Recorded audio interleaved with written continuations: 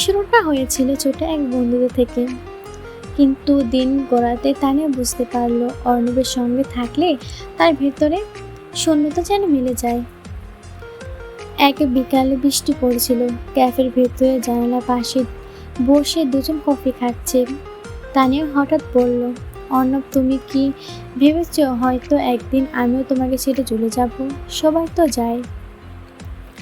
অর্ণব মৃদু হাসি তার দিকে তাকালো। তাহলে আমিও কি যাব?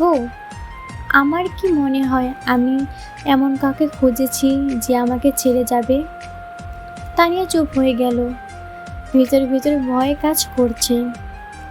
কিছুদিন পর তানিয়ার বাবা মা বিয়ের কথা তুলল একজন বিদেশ ফিরতে ধনী ছেলের সঙ্গে। তানিয়া ভেঙে পড়ল, কিন্তু প্রতিবাদ করার সাহস পেল না। সেদিন রাতে অর্ণবকে জানালো সবকিছু। অর্ণব চুপ করে শুধু একটা কথাই বলল, তুমি যদি আমাকে বিশ্বাস করো তবে আমিও তোমাকে ছেড়ে যাব না, কিন্তু সিদ্ধান্ত তোমার। তানিয়া সে রাতটা কেঁদে কাটালো।